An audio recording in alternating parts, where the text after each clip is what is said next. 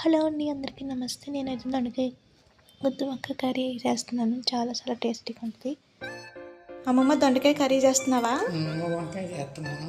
దొండకాయతోటి అరకిలో తీసుకున్నాను. శుభ్రంగా వేసాను, 2 సార్లు కడిగాను.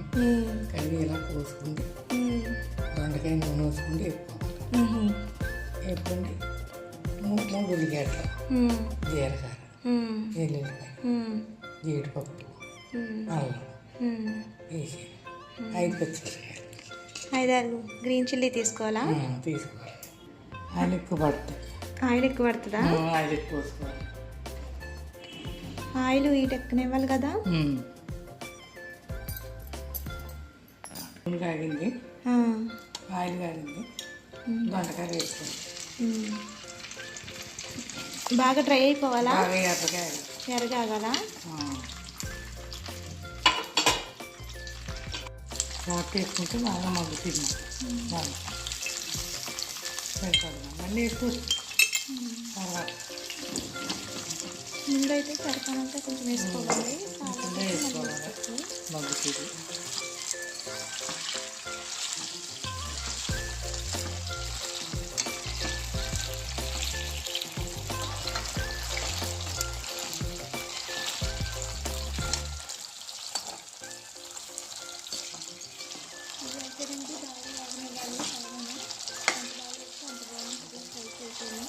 కర్రీ కడిగి ఫ్రై చేస్తారా?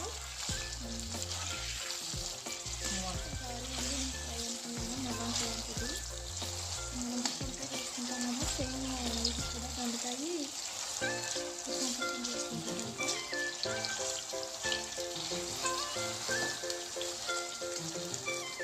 వేసుకున్నామన్నా చిన్నగా పెట్టి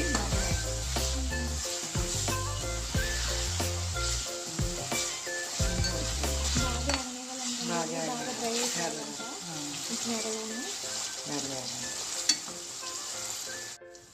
దొండకాయలు వేసుకున్నాయా?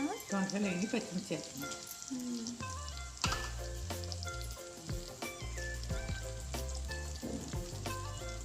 వేసిస్తావు కదా, బాగా పచ్చిమిరకాయలు కూడా దొండకాయ బాగా వేయకూడదు. పచ్చిమిరకాయ దొండకాయ మగ్గాక వేయాలి.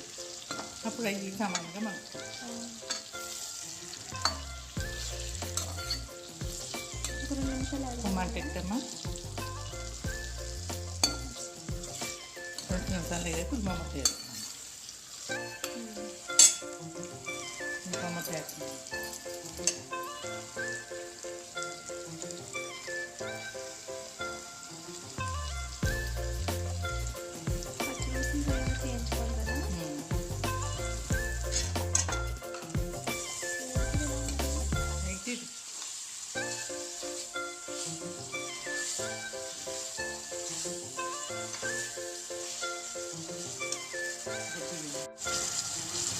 సరిపడగా పచ్చి వేసుకోవాలి.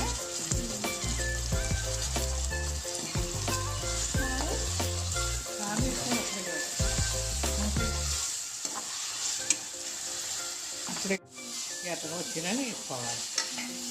బాగుంటుంది, టేస్ట్ బాగుంటుంది.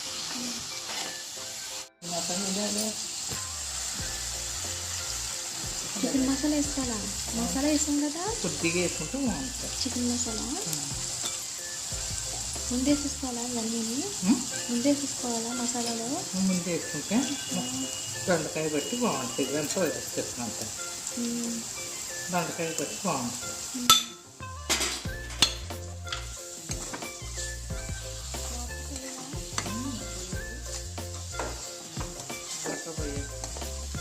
దొండకాయ కొద్ది ఉల్లిపాయ ఇదంతా ఎర్రగా వేయాలి. ఎర్ర వేసి టేస్ట్ బాగుంటుంది. ముందు దొండకాయ మగ్గిపోయింది కదా, పచ్చడి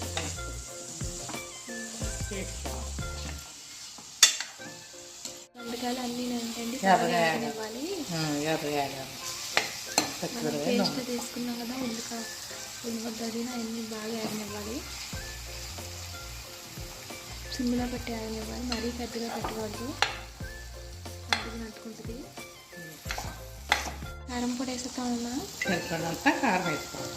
కారం పొడి ఎక్కువ తింటే ఎక్కువ వేసుకోవచ్చు, తక్కువ తింటే తక్కువ వేసుకోవచ్చు. రెండు వేసుకోవచ్చు. కారం ఎక్కువ తిన్న వాళ్ళు ఎక్కువ వేసుకోవచ్చు, తక్కువ తిన్న వాళ్ళు తక్కువ వేసుకోవచ్చు. ఇప్పుడు చింతపండు పులుపు కూడా వేసుకుంటే బాగుంటుంది. మిక్సీ పట్టేసాక చింతపండు వేసి వేసి పెట్టాను కాస్త మిక్సీ పులుసు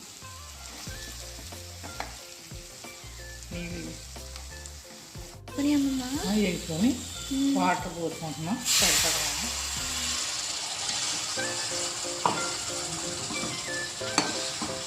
మెత్త కొడతారు ఎక్కువ వేసుకోవాలి. దొండకాయ కొద్దిగా గట్టిగా ఉండాలంటే తక్కువ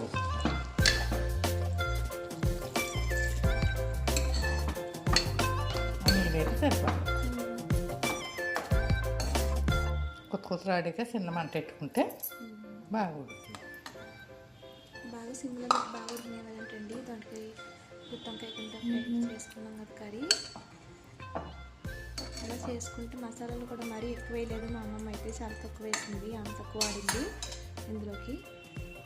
చాలా టేస్టీగా ఉంటుంది అలా చేసుకుంటేనే. ఒక 5 నిమిషాలు ఉడకనివ్వాలంటండి ఇలా పెట్టి.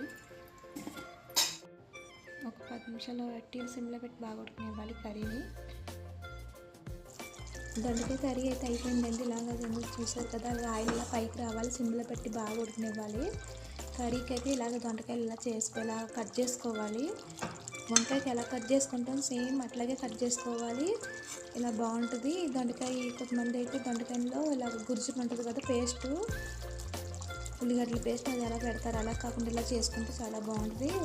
రైస్లోకి చపాతీలోకి చాలా చాలా బాగుంటుంది ఇలా చేసుకున్నాం అంటే. మనం మరీ మసాలా ఎక్కువ వేయకుండా నార్మల్గా వేసుకుని చేసుకుంటేనే టేస్టీగా ఉంటుంది. తప్పకుండా మీరు ట్రై చేయండి. నచ్చితే లైక్ చేయండి, ఫ్రెండ్స్ వరకు షేర్ చేయండి. Friends bye friends.